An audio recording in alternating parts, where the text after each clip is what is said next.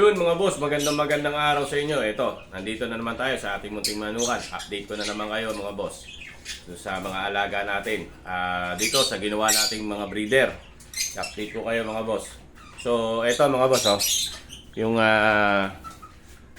ating inahin yan. Yung tatay nga nito is yung Japanese White Chabo natin. Ibabalik natin to sa kanyang tatay. I-inbreed natin siya. Ang nanay niya is gold. So ito, nakadalawang itlog na siya. Nakakuha na ako ng dalawang itlog. Pero tinatapos pa natin kasi yung program natin yung pagpro-priming. Yan. Kaya hindi pa natin naisasalang. So ito mga boss, wala pang itlog. Hindi pa siya nag-iitlog. Ang nanay tatay nito ay parehas gold. Yan yellow-legged. Short-legged lang siya. Hindi naman siya masyadong short. Kumbaga, medium-legged yan. Ito, ganun din. Yan. Dalawang itlog na to. Ito, wala pang itlog. Di pa nakakapang itlog. So, ang tinutukan na nila is breeder pellet. Yan. Ito, medyo mahina kasing kumain to eh. Parehas lang naman ng takal ang nila eh. Pagkain nila eh, itong ating gold. Pero itong ating Japanese White Chabo nauubos niya yung kanyang patuka. And then yung kanilang patuka, ginagawa natin yun nga, yung do sa nakaraang vlog natin, hinahaluan na natin ng dinurog na itlog. Yung powder, kinuha natin powder, yung eggshell. So inahalo na natin doon para meron silang source of calcium. Yun. And then tong natin, tong Japanese White Chabo natin, yan. Hindi ko alam kung pwede nating isalang dito yung dalawang inahin. Dahil naglalaglag siya ng balahibo. Yan. Naglalaglag siya ng balahibo. Naglulugon siya. So hindi ko alam kung pwede na isa lang yung ating dalawang inahin doon. So comment kayo guys kung ano experience niyo doon sa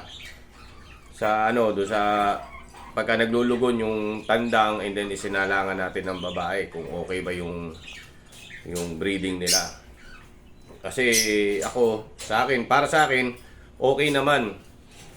Dahil ilang beses ko na rin naman nasubukan na Pero sabi kasi nung iba, hindi daw pwede.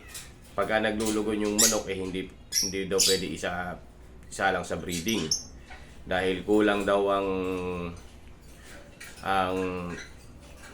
pasok ng similya sa inahin. And then pagka nagkaroon daw ng sisiw, magiging mahina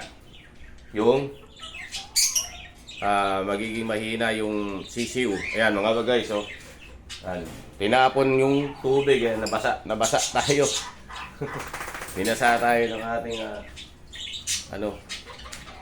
And then dito mga boss, update tayo dito sa ating mga sisiw yan. Yan. Pet feeding na rin yan. Ayan, makikita nyo mga boss, may mga puti-puti. Yan yung mga eggshell na dinurog natin. Yan, puro hen na yan. And then nandito sa baba yung mga cock. Yan, kaubos, ito yung DIY natin na patukaan. Yan. Tapos etong ating gold. Yan, yung ating gold. Yan, ganun pa rin. Medyo manipis pa rin yung katawan niya. At naglulugon na rin siya. Yan. So, antayin natin matapos yung paglulugon ng ating gold. Ngayon, kung halimbawa na hindi natin maisalang yung ating dalawang inahin doon sa Japanese White Chabo natin, baka ibalik natin doon sa gold. Tapos ito mga boss, yung ating isang inahin. Napakaganda ng kulay mga boss, oh. Yan, nag-iingay sila, nakakita ng inahin. Nag-iingay yung gold natin sa Japanese White Chavo. Yan. Ay mga boss, oh, napakaganda ng kulay nito. Oh. Black. Yan. Black gold. Dahil ang nanay nito ay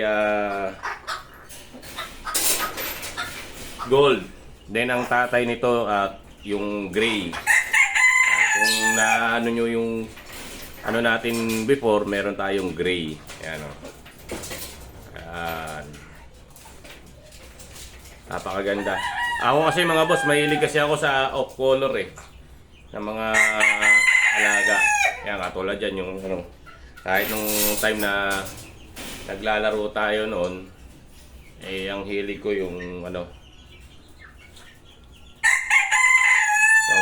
yung mga off color.